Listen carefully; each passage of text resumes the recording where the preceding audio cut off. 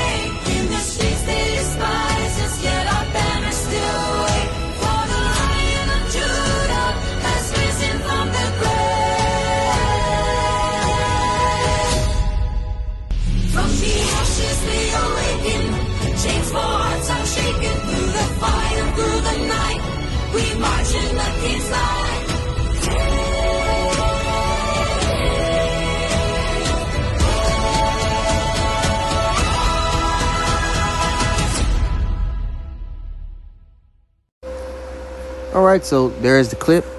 Now, the split, and it's in the video. But Jake, sometimes it's good to have these short clips because due to the time that we're in and Jake having social media and their brain being programmed to scroll, their attention span is shit. But if the spirit is with you, that's something that you'll easily overcome. But the split of the southern and the northern kingdom happened around, they'll say 930 BC. Time's fucked up, especially when you're getting information from this devil. But 930, BC. Right after the death of King Solomon. Okay. You can find that. Let me go get the precept here. While I'm looking for it. The split was formalized at Shechem. In modern northern Israel, right? Where the tribes gathered.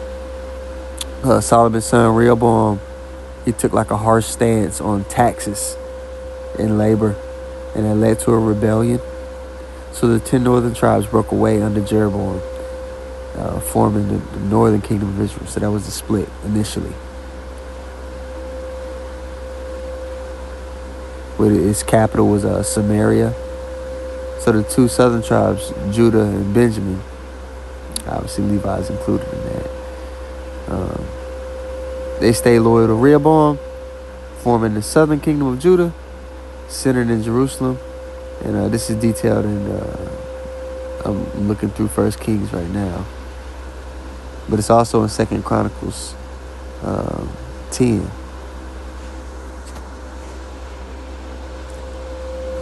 1 Kings 12. I'm trying to pick a good spot to start. So check it out. In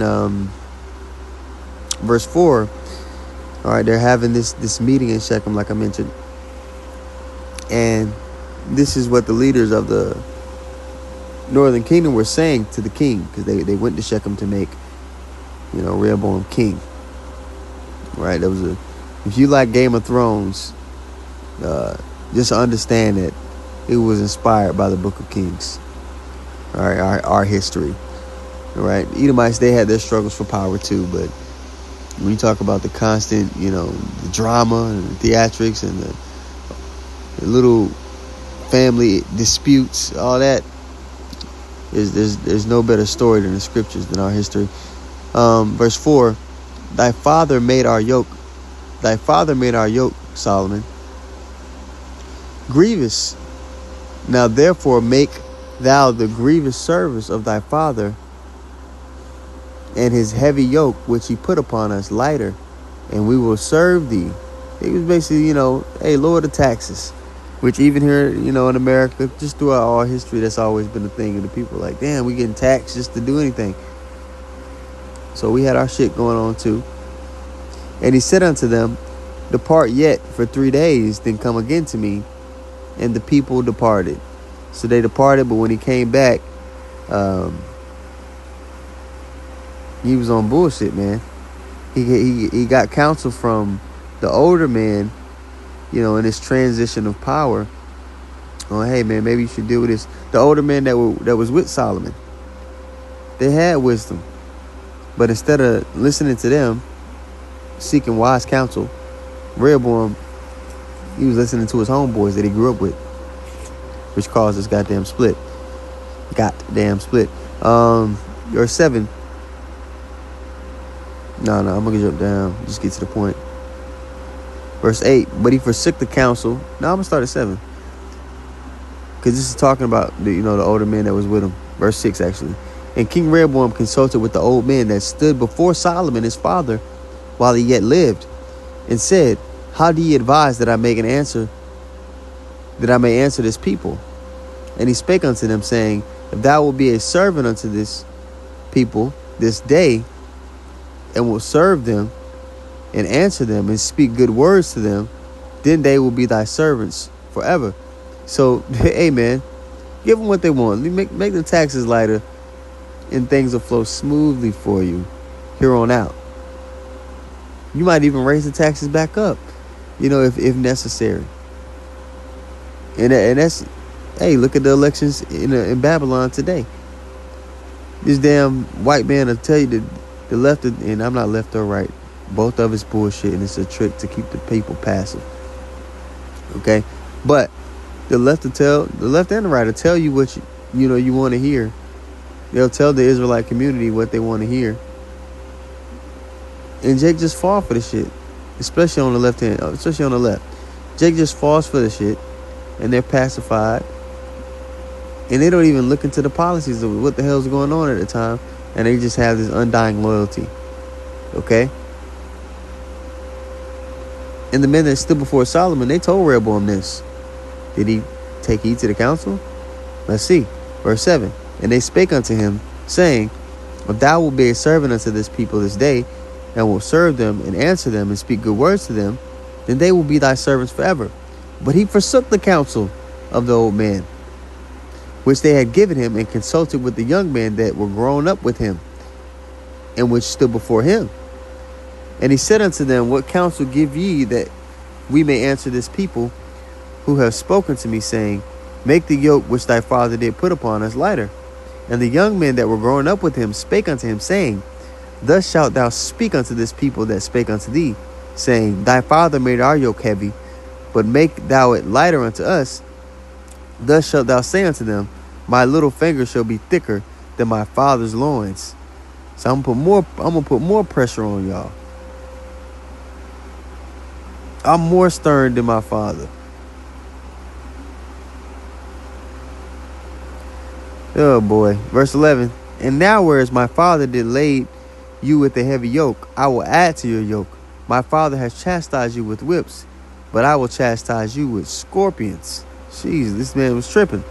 Well, his homeboys was tripping. He was tripping right with him. So when they came back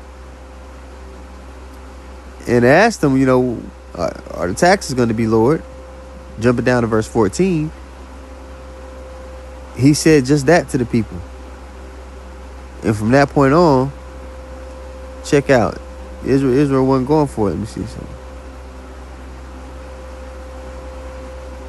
Verse 16, it says, so when all of Israel saw that the king hearkened not unto them, the people answered the king, saying, what portion have we in David? Neither have we inheritance in the son of Jesse. To your tents, O Israel, now see to thine own house, David. So Israel departed out of their tents. But as for the children of Israel, which dwelt in the cities of Judah, and Rehoboam reigned over them. Then King Rehoboam sent Adoram, who was over the tribute, and all Israel stoned him with stones. They rebelled, that he died. Therefore King Rehoboam made speed to get him up to his chariot to flee Jerusalem. So Israel rebelled against the house of David unto this day. Unto this day. So that's why you see the northern and the southern kingdom. They just butt heads, man. Unto this day. All started with this incident right here. So from then on, there was wars and all of that, back and forth. And both the southern and northern kingdom had times where they were worshiping other gods and they would go into captivities. Okay? But for the northern kingdom, it culminated in about 720, 721 BC. All right? And the Lord allowed them to be taken into the Assyrian captivity. The Assyrians came and took them over, and that's in 2 Kings 17. I'm not going to read it, but you can go and read it. 2 Kings 17, 7 through 23. All right. So the Syrian Empire, they were expanding aggressively under rulers like Tiglath-Pileser III and Sargon II. And the Syrians saw Israel as a strategic buffer against Egypt and other rivals. All right. So the Assyrians deported tens of thousands of Israelites, probably more than that, to various parts of their empire, including cities of the Medes in northwestern Iran, okay, Halah and Habor by the Gozan River, and modern northeastern like Syria and northern Iraq and all that. So Iraq, Nineveh, that area, and that's described in 2 Kings 17 and 6, when it says in the 9th year of Hoshea, the king of Assyria captured Samaria and carried away Israel into exile to Assyria. It just lets you know straight up. So as they were in these various lands, they were marrying and intermingling and mixing with these people. But eventually, when you go to 2nd Ezra, the 13th chapter, it'll highlight to you that when they were let out of this captivity, that they sailed around the Horn of Africa and came into the Americas, and that's what's illustrated in that clip I showed you guys earlier. Okay, so 2nd Ezra, the 13th chapter. Let's actually put it on the screen here. All right, so this is 2nd Ezra 13 and 40. It says, "Those are the 10 tribes which were carried away prisoners out of their own land in the time of Hosea the king, who Salmanasar the king of Assyria led away captive. And he carried them over the waters, and so they came into another land." All right. Boom. Now verse 41. It's going to give you the sauce. "But they took this counsel among themselves," the northern kingdom, right, "that they would leave the multitude of the heathen and go into a further country where never mankind dwelt." America. "That they might keep their statues which they never kept in their own land." So they sought to repent, but we know how that turned out. It didn't turn out good. They continued to be on nigga shit, majority of them. "And they entered into the Euphrates by the narrow places of the river." So here's some AI overview for you. It says it is possible to take a route from the Euphrates River to the Atlantic Ocean by first sailing down the Euphrates to the Persian Gulf, then the Indian Ocean, and finally the Atlantic Ocean via the Suez Canal. All right, boom.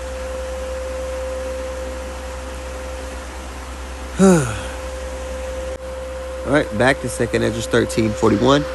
"But they took this counsel among themselves that they would leave the multitude of the heathen and go forth into a further country," Salakia, "where never mankind dwelt, that they might there keep their statues which they never kept in their own land. And they entered into the Euphrates by the narrow places of the river. For the Most High then shewed signs for them, and held still the flood till they were passed over. For through that country there was a great way to go, namely a year and a half, and the same region is called Ashereth. Now you ask AI, where's Ashereth?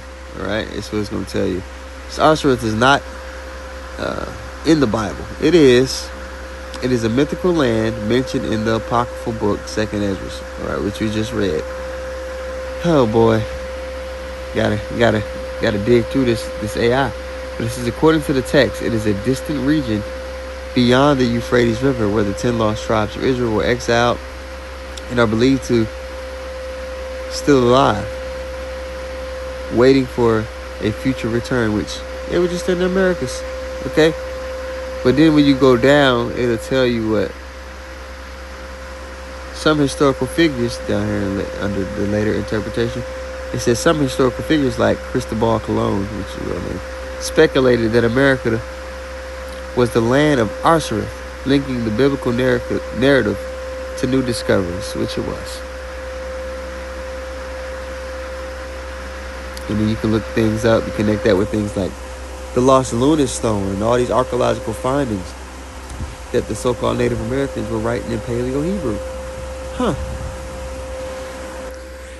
So again, when you talk about that short that we watched earlier, it kind of illustrates to you how the Northern Kingdom got their look today. And even when you talk about, the outer appearance, I'll just explain it briefly. You always have in the scriptures men begatting other men. Okay? Abraham begat Isaac. Isaac begat Jacob. Because the spirit that the Lord puts in a man is connected to the seed. You take physical features from both parents in your body. Yeah, the flesh suit that you were given to hold or house your spirit. It's going to take features from the seed and from the land. All right, the land representing the woman. And we always use this analogy. If I plant orange seeds here in Texas, if I plant orange seeds in China, if I plant orange seeds in the UK, which probably won't grow, but all those are different lands, but they're all orange seeds. So the fruit that the tree blossoms and bring forth is going to be oranges. They might even have some particular characteristics about them because of the land that they came up in. It might be bigger, might be smaller, might be sweeter, might be bitter. All right, but nonetheless, they're all going to be orange trees. So when the Lord puts a spirit in a body, it's always connected to the seed that was planted. So you are what your father is. Okay? Regardless of the amount of melanin in your skin. It's about the seed and the spirit of a man. Which means you're going to have Israelites looking like a little bit of everybody. Don't get it twisted. The bulk of Israel is going to look like the so-called Black, Latino, and Native Americans. But you're going to have Israelites that look like everybody. Even when you go to Acts 2, it tells you that there were these devout Jews dwelling in all these different lands. So, Jake, our people are carnal. Most of them only can comprehend what they see, if that. So, it isn't meant for everybody to get. But if the Spirit's with you, you comprehend this concept, and you can see past this surface level bullshit that tries to get pushed on the masses of the people. So, Abaratazah, blessed ones edifying, I want to give all praises once more to Yahweh, Bahashim, Yahushai, Bahashim, Kodash. Want to give double honors to the apostles and the elders of Great Millstone. Want to say shalom to all the brothers and, of course, the few sisters who are pursuing this truth in sincerity. May the blessing of election be upon your houses. Shalom.